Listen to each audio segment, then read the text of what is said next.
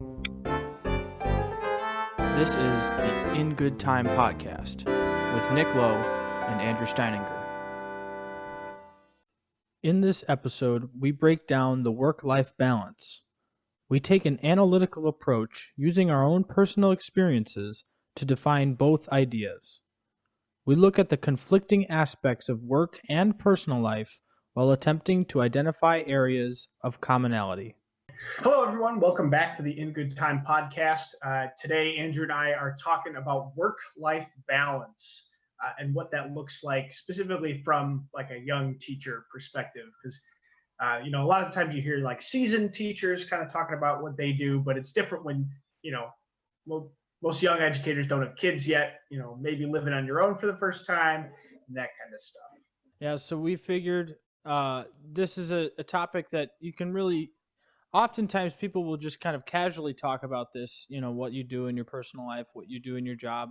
But we thought we'd take a little more of an in-depth approach to looking at what we specifically think about what is a job and what is having a life and how those two things kind of work together. Because I'm sure all of us know, even students that are in college right now, that those two things don't exist separately, that they're constantly almost in a battle or working with each other to form whatever we call our lives. So getting started, we'll just cover some general thoughts. What does it really mean to have a job or work? And I think for me, just a really neutral definition starts off as it's just an activity that some entity pays another person to do as a result of some sort of inability, like that person can't do that thing, or efficiency, right? It's more efficient to have somebody else do this thing than for me to do it. Right. Webster's dictionary. No, I'm kidding. But yeah, thinking about what a job is, it occurred to me that it's kind of a privilege to, when you're teaching music, it's like it's a job, but it's a very enjoyable experience. Mm-hmm. I'm sure that all of us have had those starter jobs, and they stink, and you're cleaning toilets or whatever, and it's like, ooh, I don't have to do that anymore. To me, it's the job part comes in the form of responsibility and service. That's what I think about. So like when I'm sitting at my desk or I've got a class in front of me, it's like, okay, I'm responsible for these kids and I'm serving their life in some way, whether we're talking straight music or whether we're like learning a life lesson kind of thing. Yeah, you bring up a good point already that like when you become educated in something, like you just said, your starter jobs like a cashier, there's a very large pool of people that can do that job effectively. But when you get more educated, like we graduated from college with a degree in music, the pool of people that can effectively do that job or do that work is significantly smaller. Yeah, exactly. And not only is it a smaller group of people, but it's just more enjoyable work in general, I think. Now, there are definitely people who enjoy going to work and, being, like you were saying, cashier. I'm sure there's people who are really good at that and have that personal connection, but I don't know. I find the music aspect much more fun there. I think the next kind of category. So we've talked about the work side of work-life balance. So what is it to have a life? Yeah, and this is, I guess I should say early on, these two things are not mutually exclusive. Like there will be overlap here, but generally speaking, I think when we talk about having a life, usually people think it's everything that your work or your job isn't, right? Everything that happens outside of your work or job, which, as we'll see, isn't necessarily always true, like I said. But generally speaking, it's like a social life, who you're interacting with and talking to people, activities, what your hobbies are, whether you have other interests other than what you do at your job, your family life, whether you have a significant other or you're just hanging out with your immediate family. All of those things are usually incorporated into what people refer to as having a life. Yeah, I think that's a pretty good definition. I think all too often um, when you're thinking about, oh, what is my life outside of work, immediately we Mm, go to kind of like things that we want to do, or like hobbies that we have, or things. But I think it's also important to remember that your life outside of work is also, just like the everyday stuff, like making mhm. doctor's appointments and figuring out, like, we're up on tax season, or by this time we'll have already done tax season, but just that kind of everyday stuff goes into what your life outside of work looks like. Hmm. Yeah, and it's what I kind of wrote down for myself as I mapped this out. It's like the idea of sustaining multiple areas of interest at kind of a moderate or advanced engagement level. I know that's a really like wordy, like intellectual definition, but it's like, okay, I've got my job and I do that for a large portion of the day. Then Mhm. I come home and then I have a couple different things that I do that maybe engage me moderately, right? Like, for example, I would even consider how much Netflix you watch, right? Or how many movies you watch or what kind of movies you watch as a Yeah. part of your life, right? It's Mhm. technically a hobby. It's what you spend your time doing. Yeah. So I guess the way we're defining it is pretty much anything that is not specifically during the hours that you are at work. I mean, Hmm. there, yes, there's overlap, but as we are defining it, that's kind of just everything else. Hmm. So now I guess let's take a deeper dive into exactly what work is, our thoughts on work, our mindsets, some of the things we've observed as young educators. Really, I mean, when you think about it, we're kind of learning what work is like at the moment. You know, we had a lot of opportunity in college and before to kind of understand what having a life is, even though we Mhm. are taking a look at that dichotomy, right? Like life is what work isn't. Mhm. But we've had a lot of opportunity in our lives to figure out some hobbies and other things that we just like to do. So at least for me, when I think of work, like Mhm. generally what I think of as my own work and what I think of people's work in general, I think of this phrase, the idea of a body of work, kind of like almost like a writer, right? They put out a number of books and it's considered their body of work, you know, what they Sure. contributed. So that's kind of the way I feel about my work is like, okay, you know, how long have I been working? What have I done? What like areas have I influenced? Like that's my body of work. And then obviously that breaks down into all the small things that happen in between. Yeah, I think that's a good way of looking at it. For me, I kind of see my work as any time where I have to be on, like brain is working, and I've got a task ahead of me that I have to accomplish. Um, Whereas, I guess the rest of life, it's like you're on for some of that, but then you don't have to be in that constant. Okay, I'm focused, I'm paying attention, and those kind of things. I think another thing that work definitely has as a constant is like that team player mentality. Is like you always have to have that engaged. Whereas outside of work, you can definitely be more, you know, solo minded, independent, kind of like Mm-hmm. that style of thinking. What's funny about the mindset that we get put into when we are at work, it's almost like we have to lead ourselves. You know, you have to like tell yourself to get going, right? When you Mm-hmm. go to work, versus when you're in your free time, you almost allow yourself to just kind of disperse, right? You allow your Mm-hmm. mind to just. So when you're at work, it's like, okay, mind, we are now engaging in work. And when you're having your life, your mind goes where wherever it wants to go. Right. Yeah. And I think I think it definitely all comes down to the importance of task. Like Mm, in general life, if you're let's say you're having a relaxing day, you're watching some TV. Importance of the task at hand of watching TV is basically zero. But mm, when whereas when you're at work, you kind of almost have to be in that mentality of you got to drive yourself and yeah, whatnot.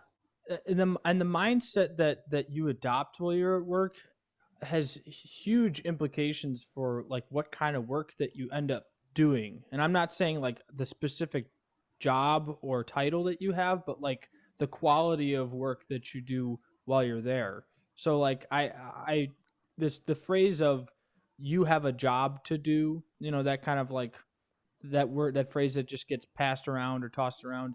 Um but it's like when you work, there are certain responsibilities and obligations that kind of have to be met in order for you to deserve the money that you're being paid to do it. Mhm. So that responsibility, you know, you kind of carry that burden when you do that job. At least that's how I feel about it when I'm at work. It's like, okay, I'm here for this amount of time, and in Mhm. this amount of time, I'm getting paid to Right. accomplish these goals. Right. Yeah.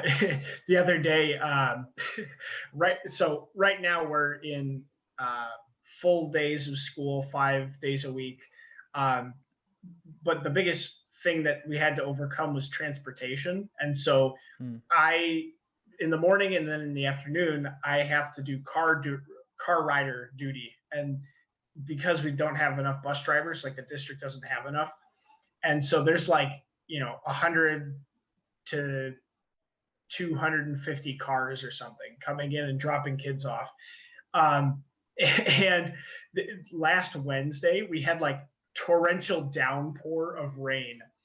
Uh, and so I'm out there and I mean, I am soaked. I've got an umbrella. I've got a jacket on. I ended up like taking my shoes off when I like, because it's just disgusting. And I'm sitting there Uh-huh. thinking, I'm getting paid for this. I'm getting paid. I'm getting extra duty pay. This is my extra $19 an hour for this to stand Mhm. here in the rain. It was awful. But so now that we've kind of defined work, I guess the question becomes, how much do you work, or how Yeah. much should you work? So your example that your story you just told is a great segue into that, right? So like there are going to be opportunities for us especially as music educators, because we're not like a 9 to 5 job, you know, we're not a punch in punch out job. Mm-hmm. um you know, there are going to be opportunities for us to overwork ourselves and potentially take our job home, which, Mm-hmm. you know, we will talk more about that when we talk about the about life as well. But it's really about finding that kind of I I'm teaching middle school track right now, and this somewhat What? Whoa! I'm the track Wow. coach. um but when you teach running to students, a lot of people think it's about like trying to go as fast as you can, which it is, but you want to teach kids how to find a rhythm in their stride, right? So that they understand how to get a consistent um, run, Right. basically. So that's kind of the way I think about how much should you work. You want to be able to load yourself with enough things to do that keep you progressing, keep you Mm-hmm. moving forward, and keep you achieving things that you want to achieve with your students. But you need to know where that point is where you're doing too much that the outcomes suffer. Right. Yeah, I think that the outcome suffering is huge for defining what is good for you. So at currently, I think I am doing too much work because I have what I would like when I defined work a couple minutes ago is when my brain is on and I have to be with it. Mm, And for those, I was like figuring out what I do, and I have like 5 jobs that I work right now. I've got my full time job teaching elementary band and orchestra. I've got 19 private lesson students that I do 4 times a week. Um, I'm on my church worship team, so that's like we've got rehearsals in there, and like I'm on stage and I'm playing the trumpet. I do this podcast. I mean, like that's kind of I have to be on and focus for that. And then I've taken a couple holiday video editing gigs, and so like I'm doing work that way, and so I guess I'm not probably the example of like the best like here's the absolute best balance between life and work. But I, you know, I think that's okay. You know, Hmm. last year I had basically nothing. Where so I would go home from teaching my full time job and have no idea what to do with myself, especially when the lockdown started happening Right. and work was like severely limited. I had no idea what to do. So now I'm kind of in the other thing where I think perhaps I'm working too much. And so maybe I got to find the what exactly is too much and what exactly is not. And right now, I don't think anything's suffering. And so I'm kind of like I'm at my max. I don't think I could do any more. Yeah. But I'm definitely at the upper threshold of like what is feasible to do in a week. Yeah, I think an interesting dimension of this that is worth noting is the things that we find meaning or purpose in doing in our jobs actually allow us to expand or contract how much work we can do. Mm-hmm. So if we find meaning or purpose in things, we're more likely to be able to handle more work related to those things. So at first, when I took on this middle school teaching or middle school track coach thing, Mm-hmm. admittedly, the decision kind of mostly was financial because I'm like, okay, it's a middle school track; it can't be that involved, and I'm getting extra money for it, which is great. Admittedly, the first week of doing that was a little rough because it was practices 4 days a week after school. So that was immediately an additional time that I didn't get to go home and have that decompression time between when you leave school and when you go back home. Mm-hmm. But what I'm realizing now is I really enjoy being a coach, which being a band director in a lot of ways is kind of like being a coach. So I'm Mm-hmm. seeing similarities between those two things. So the extra time and the extra work that I'm doing after school is suddenly becoming more valuable to me. I'm seeing the purpose in it and I'm able to appreciate the extra time that I'm spending doing it rather than it being something that I don't feel is worth my time. Yeah, that's a really good point because I'm thinking back to the when I was in college over the summer, I would do full time work at a gas station, and it was like 40, 45 hours a week, and I could only handle about 8 hours of that at a time before I had to go home and do something else. And now I'm doing a lot more with myself. But like you were saying, when you find more fulfillment in that work and you're getting things out of it and you feel like you're growing, it kind of Mm-hmm. makes it easier to do more. I think you hit the nail on the head there. Yeah, you can almost justify to yourself putting in a lot of time and effort into it Yeah. rather than yeah, go ahead. Well, I was going to say, I don't know if you feel the same way, but I feel like um, work in college was very different to work post college. And I'm not talking about like my college job at a gas station. I'm talking about like the class work and performing in band and whatnot is a very different to like career kind of things. Mhm. When I was in college, it was constant anxiety uh, and then constant physical and mental exhaustion. And just Mhm. like I remember waking up and I didn't realize how tired I was until I got my full time job.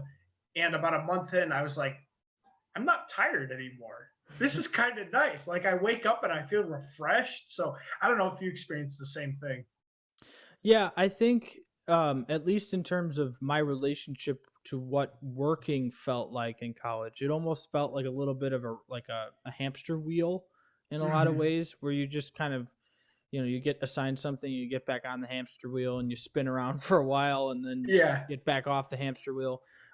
Now working definitely feels like I'm actually producing something a little Mm. bit more. And admittedly, there's probably a mindset part of this that goes at play.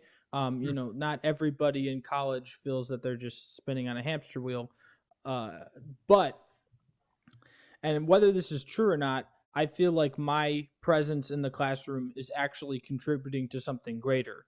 Mm-hmm. Versus in college, maybe I feel like I'm only doing things because I'm told to. Now, again, like that's a mindset thing. But Right. I think the really key thing that helps me define that line of how Hmm. much I should work is, am I doing things in a way that I can produce a consistent and valuable result, right? Hmm. Am I, is it something that I can do over time, long term, and is it Hmm. something that's actually has value to it? Because in college students, you know what this is. You know what it's like to work on something and know that it's not valuable. Turn in something that's not valuable. You don't even think it's that good, right? Trying to find the set of conditions that you can work under, that you can produce a consistent and valuable product. That's what makes you a good worker and good at your job, right? Basically. Right. I think the mindset of being overwhelmed, it kind of really comes into play at this point, because when you're in college and you're doing those useless assignments, the professors don't care all the time. I mean, a lot of them do, but I mean, like when it comes down to it, you got to just turn in the assignment, and so it's Mm-hmm. easy to get overwhelmed. Whereas, once you're in your job, you can make the conscious decision of, yeah, okay, it's a Friday afternoon and I like resetting all the music stands before I leave. I'm kind of tired. I don't want to do that today. I'll do it on Monday. And so you just leave the stands. You know, it's a choice that kind of defines how your Monday will start. But Mm-hmm. you could make those decisions of, I don't really feel like doing this. I'm gonna start my weekend. Yeah, well, you make a great point in that. I believe I mentioned this before on the podcast, but when you are in the classroom, you are basically the job. Like your identity becomes the job a little bit, right? Mm-hmm. Because there's no other band director unless or if you're in a situation where you have multiple teachers, you are one portion of that. Mm-hmm. But as that person, you have the right to decide exactly what that thing is going to be. Mm-hmm. So, if you choose to make it a little less than it could be, like you said, not reorganizing the stands now and choosing to do it later or whatever, that is within your right to do that. But Mm-hmm. you just have to know what the repercussions of your actions are, whatever the decision is.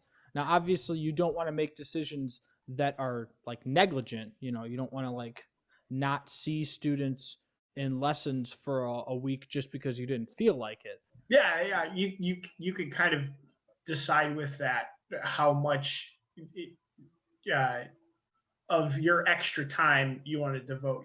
A good example of that would be if you have uh, warm ups for your groups that you want to do. I mean, there's two ways that you can do it if you want to give them sheet music for it. I mean, like obviously you could do it all orally, but if you want to give them music for your warm ups, you can either do it yourself or you could find somebody who else has already done it and pay them for it, like a teachers pay teacher things. But it's what you want to do. If Mm-hmm. you want to take the time to sit down and do it yourself, great. But if you'd rather just solve the problem in a different way, there's nothing wrong with that either.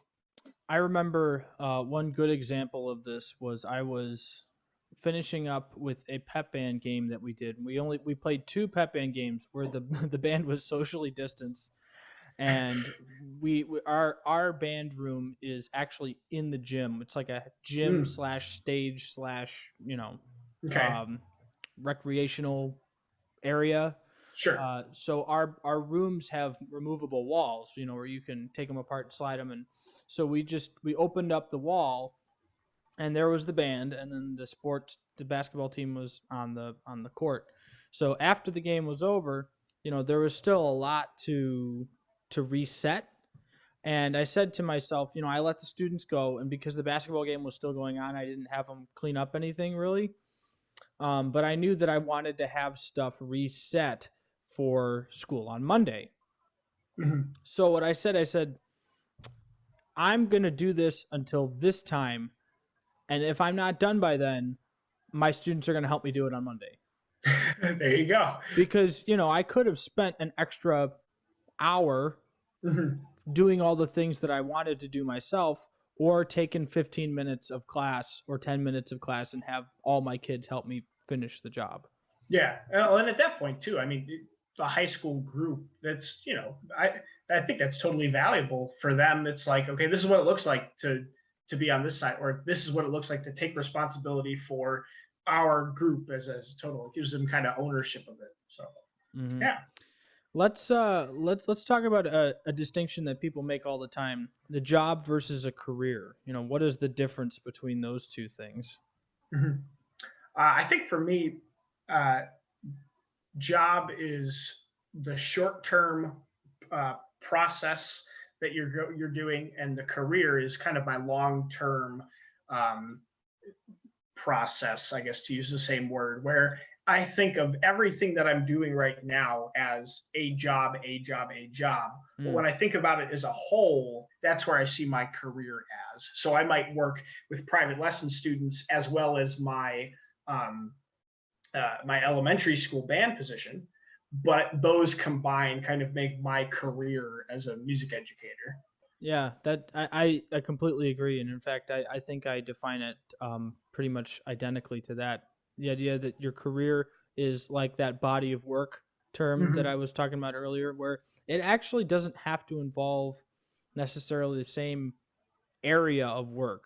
Like over the Right. course of my career, I was able to be an administrator in a school, or be a band teacher, or be a whatever, Mm-hmm. and that was my whole career. Versus, like you said, a job can be as big as a position, like I was a band director in this district, or it Right. could be as something as small as my job today is to make sure that my beginners learn concert B flat. Right. That's Right. my job for today. That's not surprised me at all that we had the same opinion on what that means. But the I think something a mindset approaching that dichotomy, Mhm. job versus career, that's really important to for people to start getting at is there are jobs that you can take that aren't necessarily going to lead to a long-term career, right? So maybe taking a job as a cash register worker at Ace Hardware is not going to lead to significant career improvements, but that doesn't mean that can't give you information about where you want your career to go, right? So the job itself is not necessarily going to lead to positive career moves, but you can look at a situation like that and say, okay, well, I definitely don't want to work as a cashier my whole life. um, and maybe there was somebody at that store that has a friend who works in an industry that you want to get into. And I guess to take it back to our world in education, our first job, or your first job, may not be the ideal job for you, but the experiences that you have in that job are going to contribute significantly to building your career and what you're able to do in finding another job, or what have you. Yeah, yeah, especially with your first job.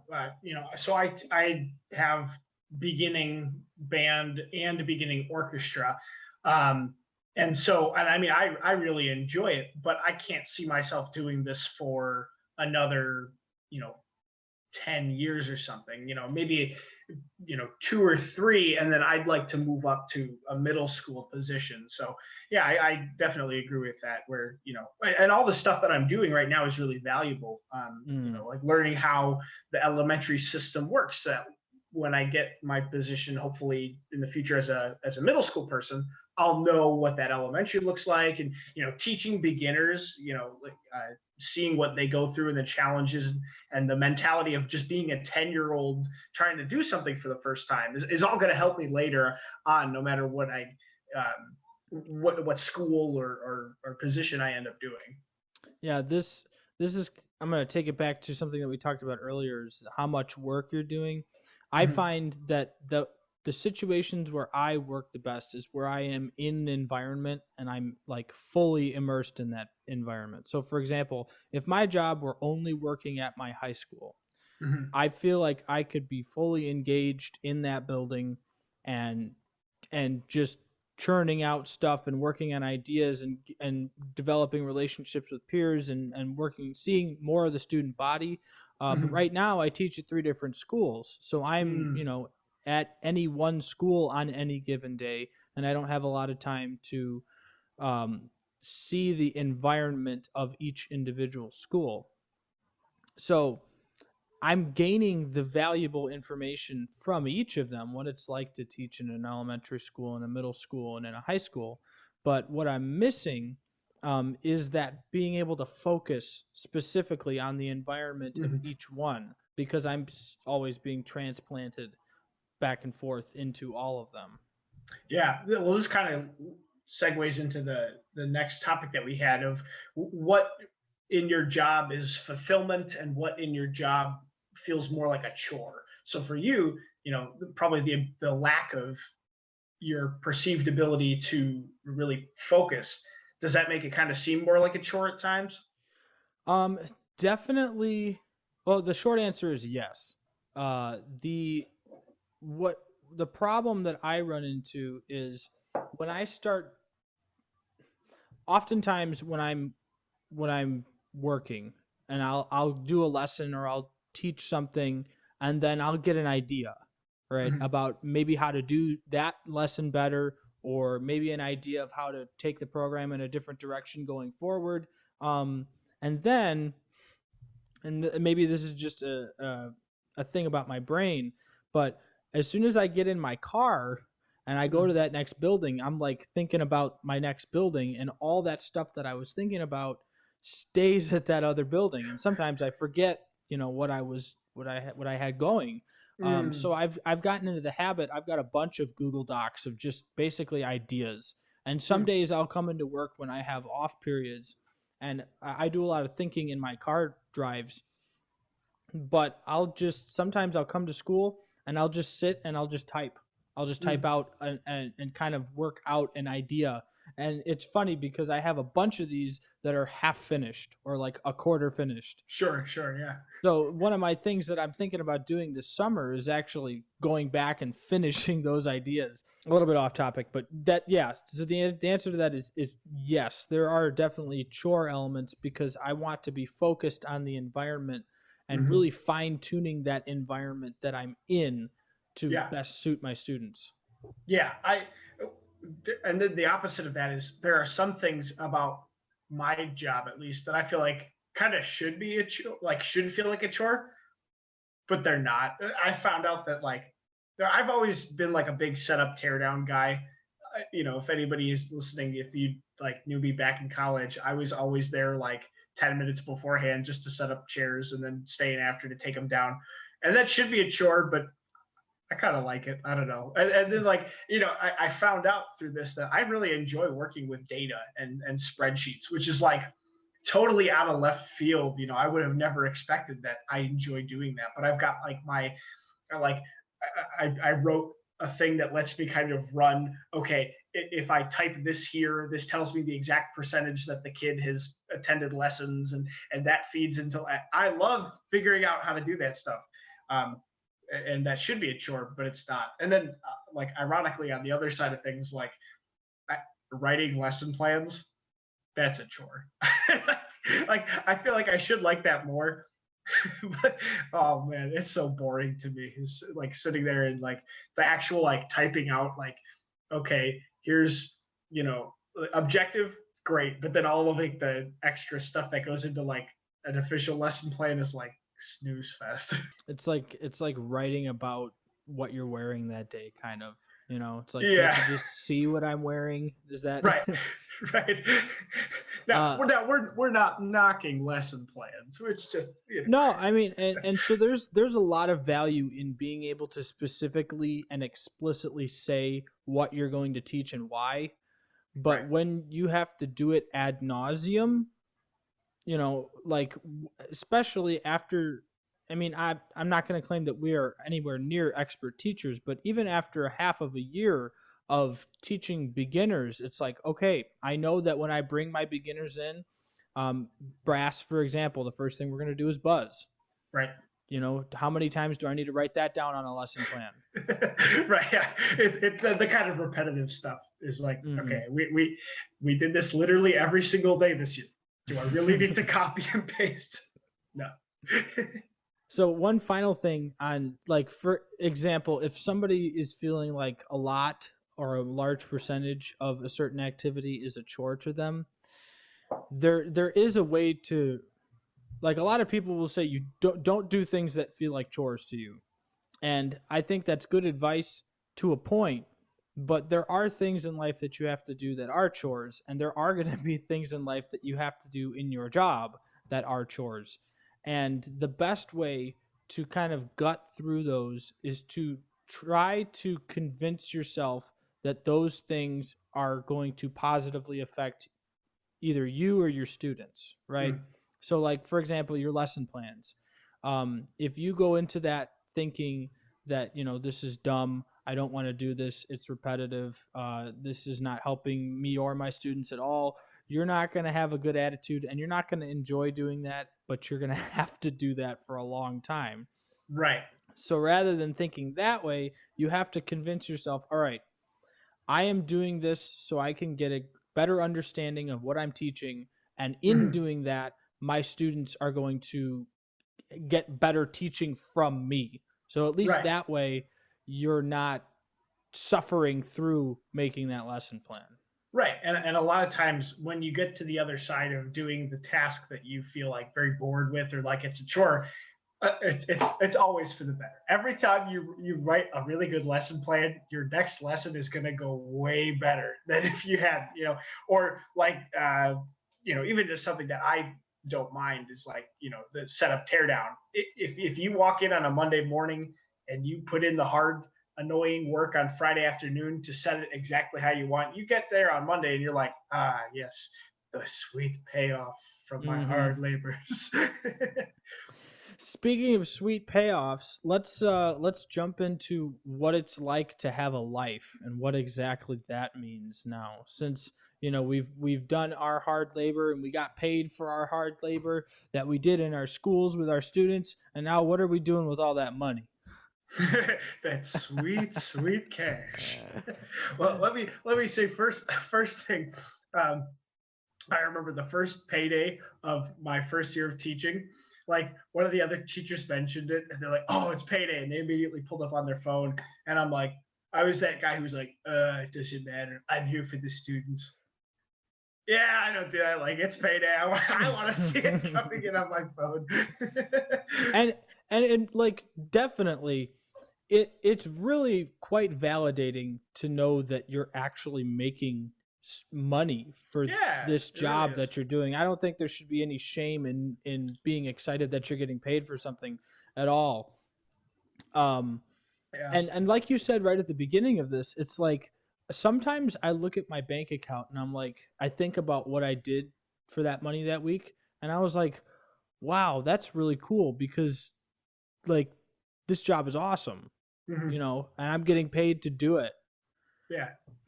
It's a little bit Right. surreal in that way. Right. Well, and especially when you get your first paycheck and you're like, okay, when I had my college job working 40 hours a week at a gas station and I got paid, the number was X.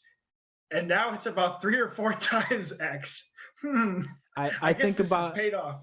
I think about my summer jobs, and I was, thinking at the end of the summer how much I made. I'm like, oh man, I'm gonna have fun this semester. You're And right. you make that in a couple months at your first job, and you're like, whoa. Yeah. Even though we're like the lowest rung on the pay scale, and Yeah. So my first ideas for what, like, having a life is you're kind of like exploring all of the unknown, just weird things that happen to you in life. Like, as you slowly get a life, or like as you get older, some it seems like some people's interests get more defined. But at least when we're young, it's kind of like different things will pop into our lives, and we'll be like, oh, that's interesting, oh, that's interesting, and this happens, and that's what kind of becomes what our life, right? Like, oh, Mhm. this, my friend said this is happening, so I'm going to go do this with them. Or, oh, I see that this thing is live streaming, so I'm going to watch that tonight. Yeah, well, and especially when you first move out of your parents' place, like so you first get to your new apartment, condo, house. Doesn't matter. You just like you move out from your parents, and you're in an entirely new place. So I know when I moved, I'm up in Woodstock, and when I first moved up here, it was like I would just sometimes go and to the little downtown area, and like you'd find like a performance or like a country band is happens to be playing, and you can just kind of do that stuff because what is there to lose? Like you got all of your friends are back, not in the same place you are anymore, and it's like, well, kind of just got to figure out things to do. Yeah. In my really scientific definitions I have for myself, I wrote the inclusion of diverse activities into your experience, right? That's So like the most what Andrew answer of all time. what am I doing where I am kind of expanding my my experience in life? So like for example, um me, since I've moved down here, I actually started taking jujitsu classes, Oh, look which at is you. it's a martial art. It's a grappling based martial art, which means I'm basically wrestling with people. Which is perfect during COVID. Um, Shh. you know the deal. But what's interesting is it's when you do seemingly unrelated things to your job, you start to see how some of those things actually can enrich your Mm, ability to perform your job. So when you get home and you have a life and you start engaging with things that have really nothing to do with your job, like mm. jujitsu, I'm not wrestling any of my colleagues at Right. school, Not but yet. like you learn little lessons from learning new things and kind of diving into your hobbies. Jujitsu for me now is kind of a hobby. Mhm. You learn a little bit more about yourself that you can take back to your job.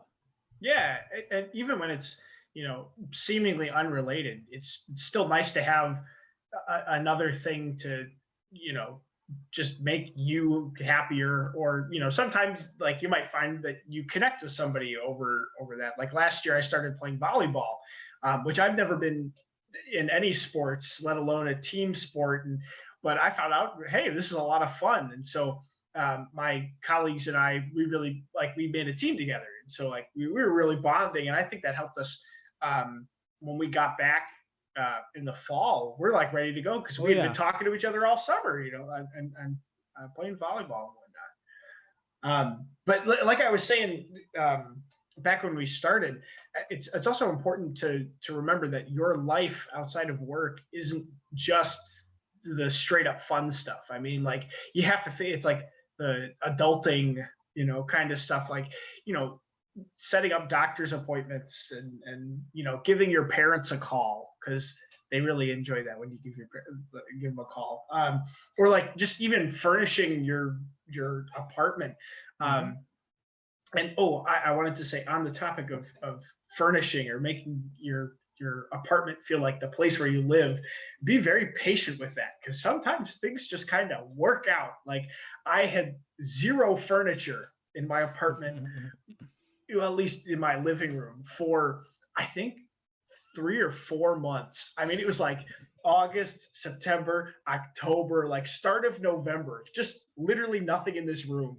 And then I got a call, and it was like uh, my aunt's somebody was having an estate sale, and they said, "Well, we want to give you just take whatever you want for free." And I said, "Why me?" And they're like, "We don't know." Because you're awesome. Right. I was like, okay, all right. And so I got to go over there, and I got all of this furniture. Now that's not to say that that's going to happen to everybody, but what that is going to say is like, when you first get to your place, you're not necessarily going to have a lot of money. I know I didn't. And so like just be patient because if you're looking to get a new couch or something, or a new TV, you might find that at like a resale shop for way cheaper than if you just go, "Hey, I got my first paycheck," and you like run and you get the newest, shiniest TV out there because you know there'll be one that's just as good, lightly used at a Goodwill. When you have a job, you're getting paid to fulfill a certain amount of responsibilities, right? But your life, you're not like the way you get paid for your life is purpose, right? You feel like you have meaning or It's very purpose, or wholesome.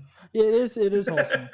But the important thing about what it's like to have a life, Mhm. you are setting the rules or the obligations for that part of your life, right? There's nobody's, nobody's telling you how you're supposed to Right. like have hobbies. I mean, some people might. Maybe your mom's like, "You need to do this" or whatever. But the point is, you can be as involved with your life or not involved with your life as you want. Mhm. Um, and like for example, if you're experiencing a sort of like lack of meaning, maybe that's an indication that you need to find something to get involved in, even if it's something as simple as volunteering at a dog shelter or something like that, something that contributes to your life. That's what having a life is, you doing activities that contribute to you being someone. Yeah. um, or on the opposite side, like if you're feeling really disconnected from all the activities that you're doing, maybe it's because you're doing too much and you're not really getting a chance to dive deeply into one or a couple of them. Yeah, that's a good point. I I think that there are some people who are kind of live for the weekend mentality is what they Mm, have, where it's like, okay, I go to work for the week and then the weekend is like woo party time. I would suggest don't do that, because if you are a live for the weekend kind of person, then you are only living 2/7 of the time. That's not very much. So like, try to come up with things every night that you can do to kind of have that life, and it's not hard. I do not enjoy being in the kitchen at all, but I do know there are a lot of people that do it. Like uh, one of our old roommates, he constantly sends us Snapchats of just different food that he's made, and so that's something for him, where if he's doing something during the day that's frustrating, or his work, and then he gets home and gets the chance to be creative in the kitchen and make all this. It looks very good. Looks very good. This kind of food, he's finding fulfillment through growing himself in that way. And it's very simple. Like, you got to feed yourself anyway. You might as well make it fun. yeah. No, and that's exactly it. Like exactly what I was saying before. You actually get to design your life. Mm-hmm. So design it in a way that is fulfilling to you, that promotes your growth and promotes your further participation in things down the line. Now, the problem with this is we need to be aware of that line between motivation and distraction, right? Because our hobbies and our things that happen in our life can easily start to creep in on our mental space when we go to work. So Mm. it's like we're talking about that balance. You want to be able to, and we'll talk a little bit more about this in a second, how we combine the two together. But you got to be careful of walking that line between those two things, so that your hobbies don't become your job, even though you're getting paid to do something else. Yeah. Like I always feel when I'm at work, I actually feel guilty when I drift off and I do things that are not specifically work related, even though Mm-hmm. it's not a mortal sin to do that. Right. Um, but I'm always wary of that in my own head. Yeah. Yeah. Well, and I think it's also important to make the distinction of your personality um, will will change what it looks like to have a life. So, for extroverts, that's all like going out with friends and maybe going to a bar and getting food and whatnot. For an introvert, it's just going to look very different. It might be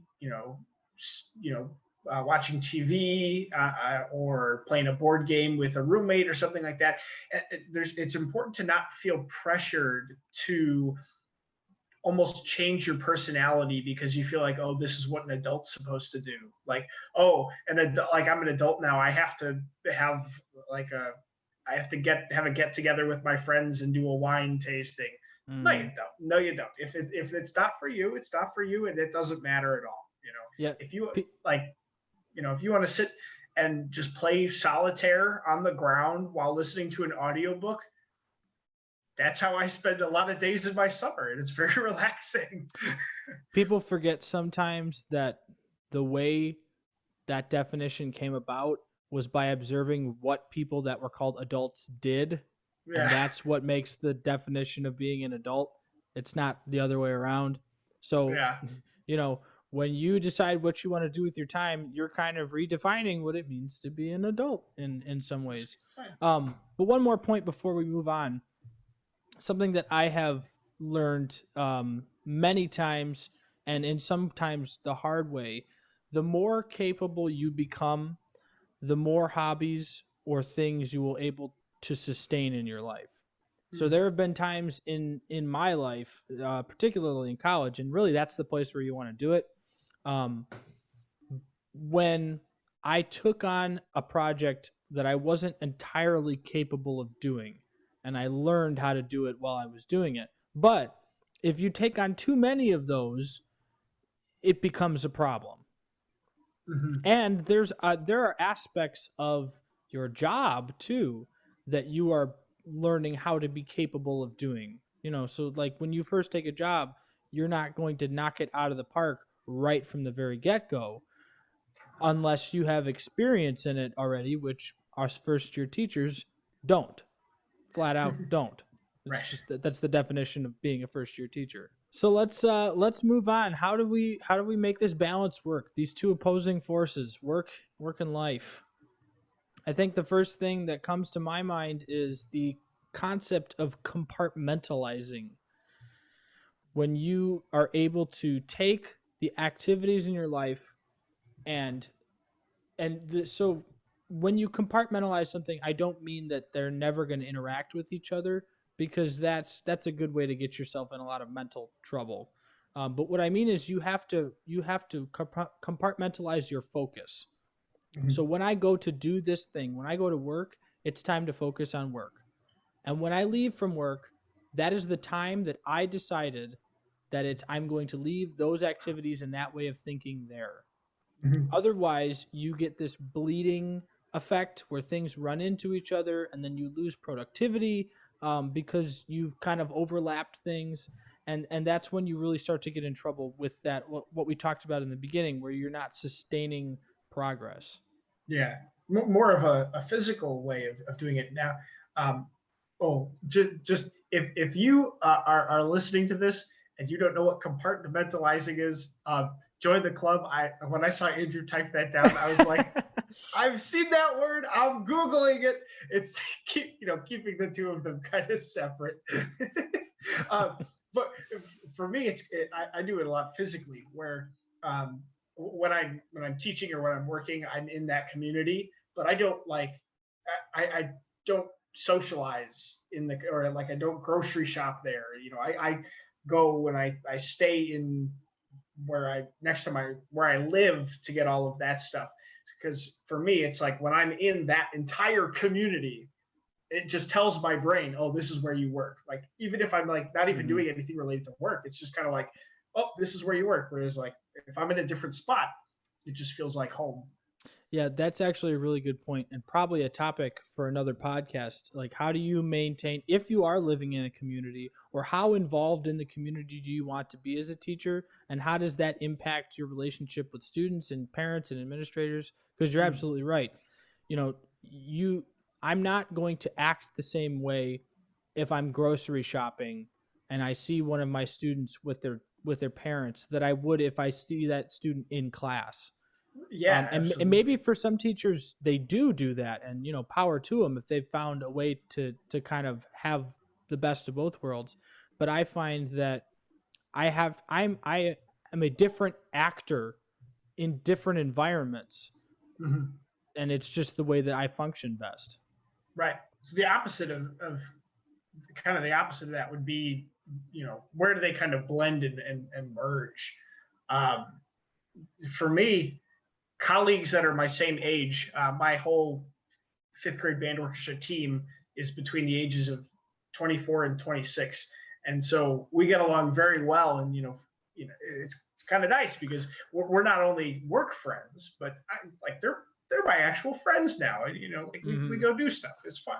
You're in the department of newbies. I know it's funny because they hired the four of us and they're like, "Hey, could you start the program?" And we're like, "Yes, we can." And then we're all like, "This is what it should look like." And they're, you get the older teachers who are like, "Are you sure?" And we're like, "Nope, but this is how we're doing it anyway." But another kind of blending of those is, and this happens more in a typical year as opposed to this current year. But sometimes your students will like invite you to stuff. I had a kiddo last year who's like, "Can you come to my play? I'm in a play, and I'd love if you were there." Sure. You're not expected to be in teacher mode there. You go in jeans and a t-shirt, and it's still fun. Mm-hmm. Yeah, definitely. I think one of the major things that has contributed to me at least attempting to establish that balance between work and life um, is finding a common thread of, and for me it's a question. It's, how do things work?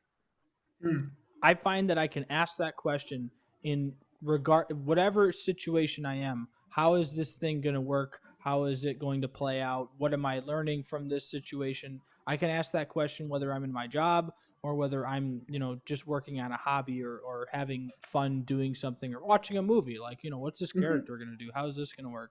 Um, and when you start to find that thread, if you can find a thread that works for you, it helps tie those things together so that you don't necessarily you don't feel the motivation to overlap that stuff, right? Like if I mm-hmm, feel like I'm making progress in my hobby, I'm okay with setting it down for a little bit and then I can go do my work and then I can mm, come back and now I'm back to it.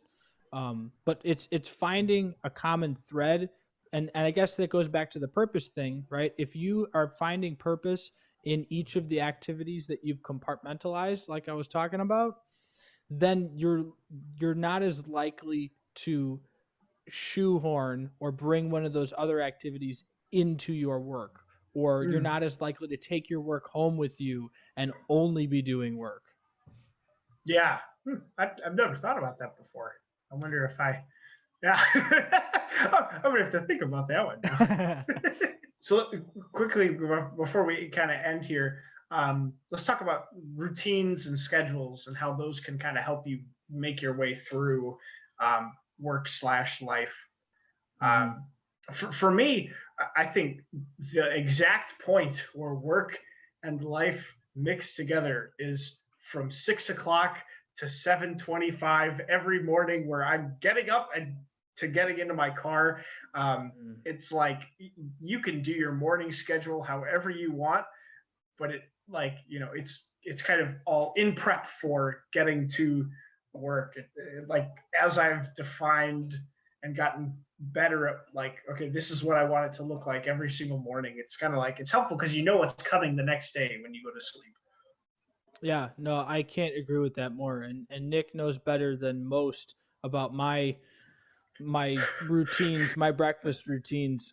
But no, you're exactly right. Where it's one of those things where it's your life, you're making Mm-hmm. the choices about how you want it to happen and what outcomes it's going to lead to. But Mm-hmm. it is in preparation for your work, for your job. So, the good or bad choices you make with that routine that you do, Mm-hmm. and depending on who you are, either having a routine or not can be a good thing or a bad thing, is going to impact the way that you do your job and you do your work. So for me, I get up earlier than I possibly need to, just so that I have time to do my full morning routine, which involves making a breakfast, which is the same thing every day. I'm not going to bore you with the contents of it. It's extensive. I make my breakfast, and then that gives me enough time. Well, I brush my teeth before I make my breakfast, and then I make the breakfast, and it gives me enough time to. I'm usually listening to a podcast in the morning, And then as I'm eating, I'm usually listening to a podcast or maybe watching some YouTube videos. And I still have enough time to wash my dishes and get dressed. And then maybe I do some type of morning exercise routine, just something really short. And then even after all that, sometimes I have an extra 10 or 20 minutes just because depending on if I decided to get out of bed 10 or 20 minutes earlier that day. But the idea is you want to design your life so that it works for you. Hmm. If you get out of bed in the morning and you are struggling against time and things in your home, like they're getting in your way, and you want to think about what decisions you're making that are positively or negatively impacting your ability to actually function and do your job. Right. And so like that morning routine is a good example of a very small, you know, at most, it's going to be, at what, an hour and a half if you're pushing it. Mm-hmm. Andrew's like, oh, mine's 4 hours in the morning. I But, wake up at 3 o'clock. oh boy, 3 a.m. But like kind of long term, settling into like a weekly or a monthly routine is really important too. I've got my weekly schedule kind of down to a science, and it's been almost the exact same now since, well, I want to say October after school. It's the same thing every week, and it's kind of nice because like it it kind of sets, okay, I have to do this afternoon, and I know I'm going to feel this tired when I get home, and so I know that I have to prep myself in this way for tomorrow. From the big things like teaching private lessons after school Tuesdays and Wednesdays, I go until 8 o'clock, and so I know that those are my hard days, and so I have to you know limit what I'm doing on Monday. But then I have my Thursday nights, which I always get gas, and I've decided, what, I'm an adult, I'm going to buy snacks, and so I get a snack on Thursday night when I get my gas, and it's like something to look forward to toward the end of the Mm-hmm. week. And so that weekly routine has kind of helped me. It does make life move kind of quick. I think what a lot of students experience and what I've seen, and I never really had this mental thought or mental issue in my head, but there's a lot of people that are routine averse, right? Where they feel like Mhm. routine and schedules are kind of holding them down. And to those people, I'd say whoever taught you how to have a schedule and a routine did it wrong. Right? Because like the only person that you have to blame for having a schedule or a routine that like makes you feel oppressed is you, because you're the one who makes the schedule, the routine, right? At least when it comes to your life, right? Like it's different if you're your job, whatever. um but like if you can't follow a simple routine that you set for yourself, you need to think about what's going on in that routine, because realistically you should be putting things in that routine that you enjoy doing, that like make you want to stay doing that routine. Now there are exceptions to that. Like for example, if you are really into fitness, some days you just don't want to do the fitness thing, and that applies to other things as well. Um, but like generally speaking, like the reason I eat the same thing every morning is because I like it. It's because it tastes Right. good and it's easy to make, and it's not like I'm force feeding myself something that I don't enjoy. So that's what builds routine, is something that works for you, something that positively impacts your life, and it's something that's repeatable. And then there's the routine. Right. I have found that it is totally acceptable to strive for the extraordinary, but thrive in the ordinary. So I'd like my life and my work to look like this, and I'm striving for that. But in the meantime, I'm thriving in just the ordinary day to day routine and life that is in the periods between. Yeah, that was a very very poetic set Thank of you. sentences there. Thank you. I think maybe a couple final thoughts and we'll be done here. For me, the one of the number one things that and I've mentioned this, I think when we were talking about our job search podcast, is thinking about long-term processes, right? I call it system thinking. You want to start thinking about setting up a system for yourself, system for your own success, right? Building these routines and building a process of your life, which includes your hobbies, which includes the things that are fun for you, which includes your job. Building a process or a system of those things that you can, like we said before, that you can sustain and that Mhm. produce good results. And if you are lucky enough to find one that you can do for 30, 40 years, you're going to be a superhuman. And those are the people that we look at that achieve things that we're like, oh my God, I can't even imagine doing that. But I almost guarantee you, if you look at their life, there are probably a couple aspects of it that have been the same for a very long time. Yeah, that's very true. Um, my final thought is a lot of people are consistently thinking, I can't wait until X happens because that's when life really begins. And when you're in high school, you say that about college. When you're in college, you say that about getting a career. Stop thinking that way because life, there's never a point where life starts. Life is going on right now, and it's that's okay. It just looks different at different stages. But if you always tell yourself that this is when life starts, then Mm-hmm. you're never actually going to get to where life starts. So Yes. let it start now. Live right now. Do start life right now and do the things that you want to do right now. I can't agree with that more, and I can't think of a better way to conclude the podcast this time on that note. Yeah. So with that being said, thanks for joining Andrew and I talking about work work life balance. I hope that you have a great rest of your day.